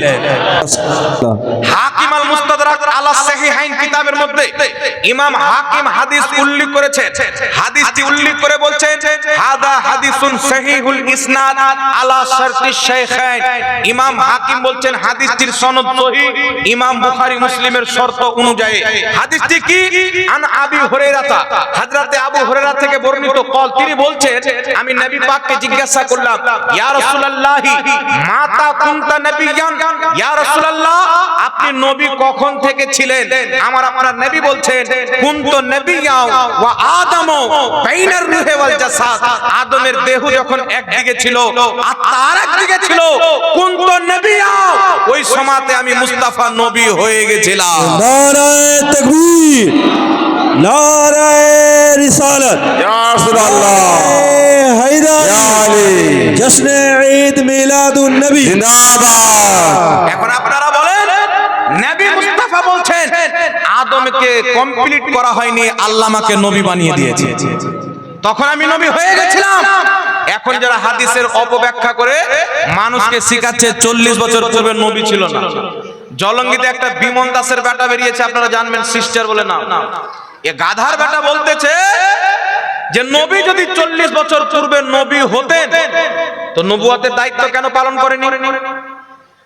আচ্ছা বলেন তো, আমার নবী বলে দিয়েছেন আদমের কমপ্লিট করার পূর্বে, আদমের দেহে আত্মা ভরার পূর্বে আমি নবী হয়ে গেছিলাম। এরপর আর কোন যুক্তির দরকার আছে? একটু জোরে বলেন না। নবী ক্লিয়ার করে দিয়েছে। তো ওয়াহাবি কি ওর ধান্দার বিরুদ্ধে যদি হাদিস যায় তো ও ধান্দা কি করে টিকাবে ওটা দেখবে, বেটা আকীদা চেঞ্জ করে হাদিসটা মানবে না। ওর বাপ ইবনে তাইমিয়া লিখে দিয়েছে 40 বছর পূর্বে নবী ছিলেন না, 40 বছর পর নবী হয়েছেন, বাপের কানা মুকাল্লিদ হয়ে আছে। আর নবী বলেছেন 40 বছর পূর্বে নয়, আদমের কমপ্লিট করার পূর্বে আমি মুস্তাফা নবী হয়ে গেছিলাম, আল্লাহ আমাকে নবী বানিয়ে দিয়েছিলেন। তো নবী মুস্তাফার দেওয়া আকীদা আমরা মানি, ইবনে তাইমিয়ার দেওয়া আকীদা ওয়াহাবিরা মানে। তাহলে সহি আকীদার লোক কারা হলো বাবা? ওরা হবে না আমরা হব? আমরা হব। এবার যুক্তি দেখেন, হাদিস দেওয়ার পরও কি যুক্তি? 40 বছর পূর্বে যদি নবী থাকতেন তো নবী নবুয়তের দায়িত্ব কেন পালন করেননি? নবুয়ত কেন প্রচার করেননি? ইসলাম কেন প্রচার করেননি? এখন আপনাকে কুরআন পাকের একটা আয়াত পড়ে অনুবাদ করছি, ফয়সালা আপনারা করবেন।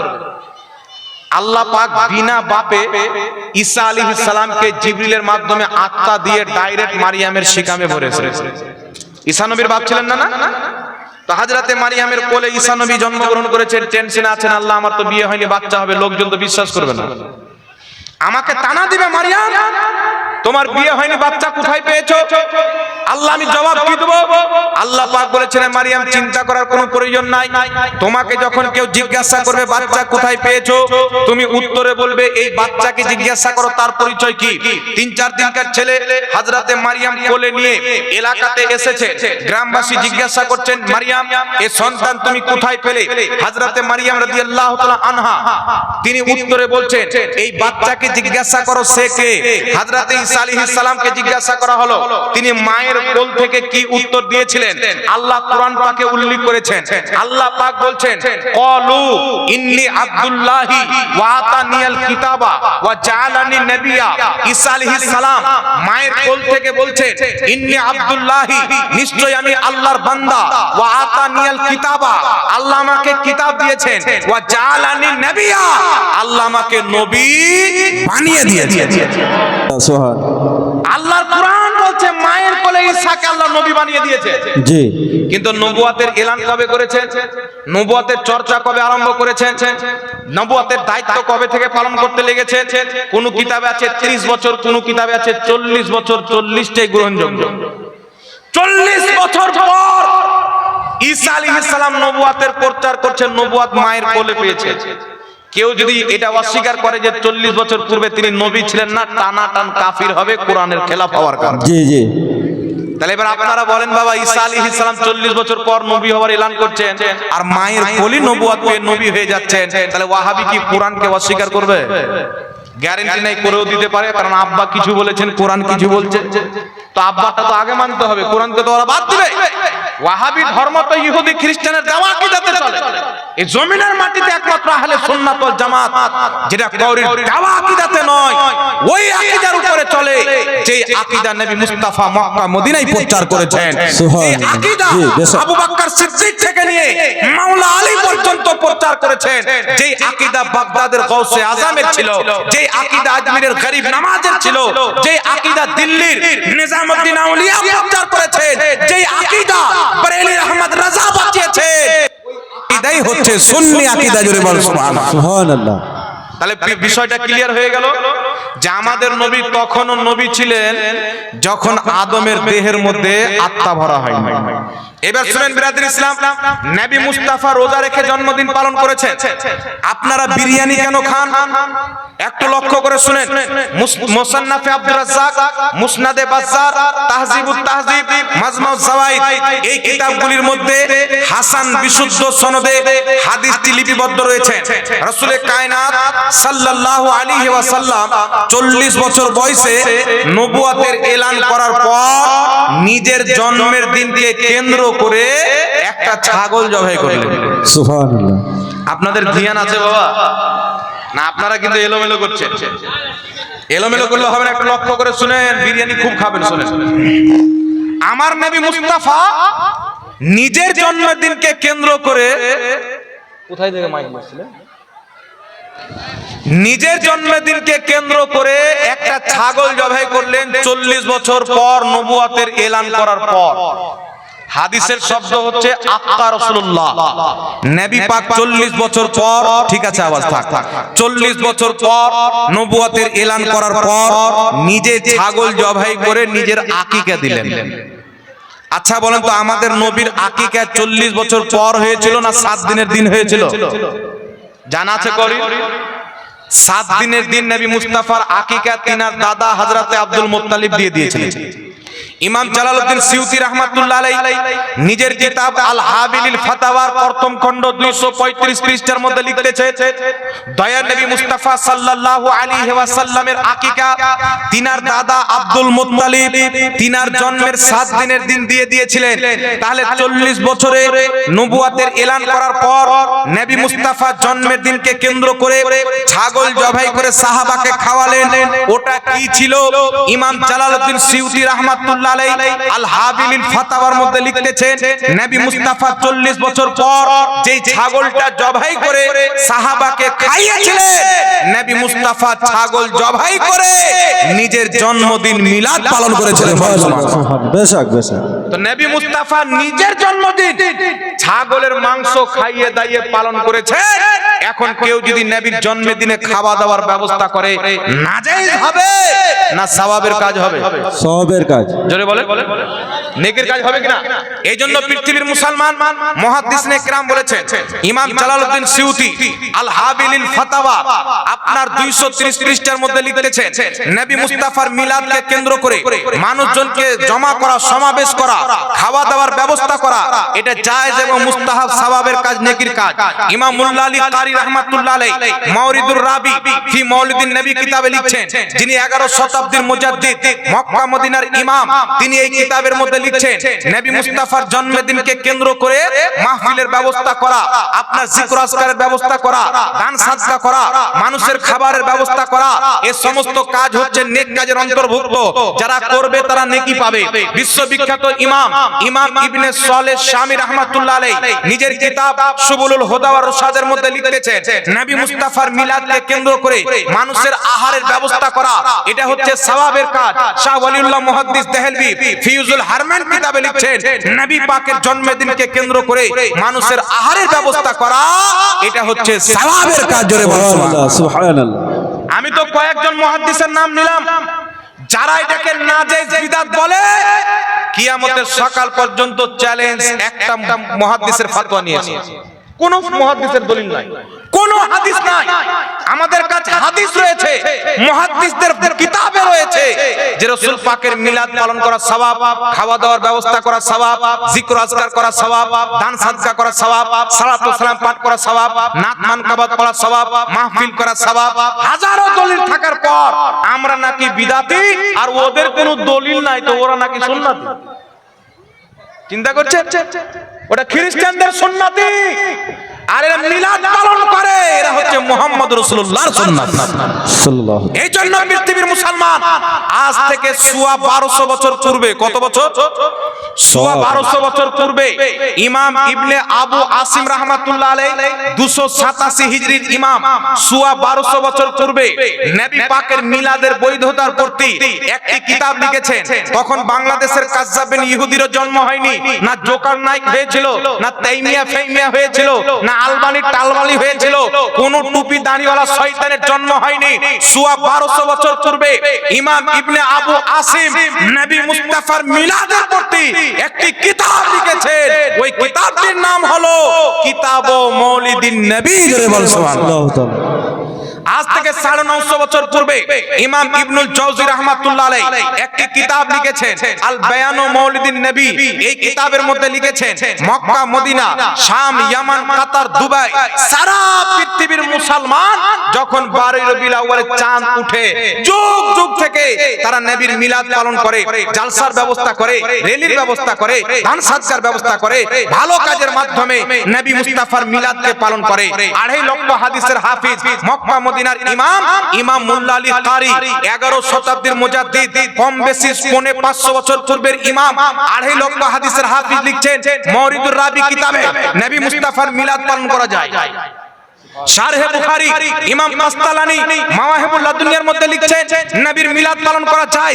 ইমাম জুরকানি শারহে জুরকানির মধ্যে লিখছেন নবী মুস্তাফার মিলাদ পালন করা যায়। ইমাম সাখাবীর বক্তব্য ইমাম মুল্লা আলী কারি উল্লেখ করছেন। ইমাম সাখাবী বলছেন নবী মুস্তাফার মিলাদ পালন করা যায়। ইমাম ইবনে হাজার আসকালানী 3 থেকে 4 লক্ষ হাদিসের হাফিজ, তিনি ফতোয়া দিচ্ছেন নবী মুস্তাফার মিলাদ পালন করা যায়। মক্কা শরীফের ইমাম ইমাম ইসমাইল হাক্কি তাফসিরে রুহুল বায়ানের মধ্যে লিখেছেন নবী পাকের মিলাদ পালন করা যায়। ইমাম ইবনে রজব হাম্বলি লাতাইফুল মাআরিফ কিতাবে লিখছেন নবী মুস্তাফার মিলাদ পালন করা যায়। বিশ্ববিখ্যাত ইমাম ইমাম ইবনে সালেহ শামী নিজের কিতাবের মধ্যে লিখেছেন নবী মুস্তাফার মিলাদ পালন করা যায়। সুবুলুল হুদা ওয়া রশাদের মধ্যে শাহ ওয়ালিউল্লাহ মুহাদ্দিস দেহলভী রাহমাতুল্লাহ আলাইহি ফিউজুল হারমান কিতাবে লিখছেন নবী পাকের মিলাদ পালন করা যায়। শাহ আব্দুল হক মুহাদ্দিস দেহলভী 16 লক্ষ হাদিসের হাফিজ, তিনি নিজের 3টি কিতাবে মিলাদুন নবী পালন করা জায়েজ বলেছেন। একটি কিতাবের নাম মাসাবাতা বিসুন্নাহ, দ্বিতীয় কিতাবের নাম মাদারিজুন নবুয়াত, তৃতীয় কিতাবের নাম আখবারুল আখিয়ার। হে পৃথিবীর মুসলমান, ইমাম ইবনে কাসির রাহমাতুল্লাহ আলাইহি আহলে হাদিস ওয়াহাবিদের গুরু ইবনে তাইমিয়ার ছাত্র ইমাম ইবনে কাসির একটি কিতাব লিখেছেন। কিতাবটির নাম হলো যিকর মাউলিদির রাসূল। এই কিতাবের মধ্যে লিখেছেন নবী পাকের মিলাদ পালন করা জায়েজ। হাজারো ইমামগণ নিজের কিতাবের মধ্যে মুস্তাফার মিলাদকে জায়েজ বলেছেন। ইমাম জাযেরি জায়েজ বলেছেন। তারপর ইমাম ইবনে হাজার মক্কি 6 থেকে 700 বছর পূর্বের ইমাম একটি কিতাব লিখছেন। কিতাবটির নাম ফাতাওয়া হাদিসিয়া, মিশর থেকে প্রকাশিত। এই কিতাবের মধ্যে লিখছেন সারা পৃথিবীতে মুসলমান নবী মুস্তাফার মিলাদ পালন করে, তিনিও মিলাদুন নবী পালন করাকে জায়েজ লিখেছেন। এইজন্য পৃথিবীর মুসলমান মক্কা, মদিনা, আরব, আজম সারা পৃথিবীর ইমামগণ 1200 বছর পূর্বে, 1100 বছর পূর্বে, 1000 বছর পূর্বে, 900 বছর পূর্বে, 500 600 700 বছর পূর্বে, 100 200 300 বছর পূর্বে, এমন কি যে আহলে হাদিসদের গুরু ইবনে তাইমিয়া ইখতিদাউল সিরাতাল মুস্তাকিমে লিখছেন, যারা মিলাদুন নবী পালন করে, নবীর মহব্বতে পালন করে, নবীর মহব্বতে পালন করার কারণে আল্লাহ তাদেরকে প্রচুর সওয়াব দান করবে। এইজন্য পৃথিবীর মুসলমান আহলে হাদিসদের ইমাম সিদ্দিক হাসান কা ভোপালী নিজের কিতাব আস-সামামাতুল আম্বারিয়া 16 নম্বর পৃষ্ঠা, কোন কিতাব ছাপা আছে তাতে 12 নম্বর পৃষ্ঠার মধ্যে লিখছেন, যারা নবী মুস্তাফার মিলাদে খুশি উদযাপন করে না এরা মুসলমানই নয়। এইজন্য পৃথিবীর মুসলমান সারা পৃথিবীতে হানাফি, শাফি, মালিকি, হাম্বলি, মুফতি, মুহাদ্দিস, মুদাক্কিক, ফকিহ সবাই নবী মুস্তাফার মিলাদ পালন করাকে সওয়াবের কাজ লিখেছেন। বল সুবহান। নারায়ে তাকবীর, নারায়ে রিসালাত, নারায়ে রিসালাত, নারায়ে হায়দারি, জশ্নে ঈদ মিলাদুন নবী। এই জন্য পৃথিবীর মুসলমান এতগুলো মুহাদ্দিস মিলাদুন নবী পালন করাকে জায়েজ প্রমাণ করতে গিয়ে কিতাব লিখে দিয়েছেন মোটা মোটা। তাহলে আমরা মুহাদ্দিসের মানবো না বর্তমানে বাংলা পড়নেওয়ালা সিস্টার মিস্টার কাজ্জাব মাজ্জাবের মানবো? কথা বলে হ্যাঁ? একটা শয়তানকে দেখছি আমার একটা হাদিস নিয়ে, আমি মানে হাদিস পড়েছি যে রাসূল পাক বলেছেন জীবিত ব্যক্তির আমল মৃত ব্যক্তির কবরে যায়। হাকিম আল মুস্তাদরাকে সহিহ হাদিস আছেন, রাসূল পাক বলেছেন যে কবরবাসী দেখবে যে ওদের মাকাম মর্যাদা আল্লাহ ধীরে ধীরে উঁচু করছে।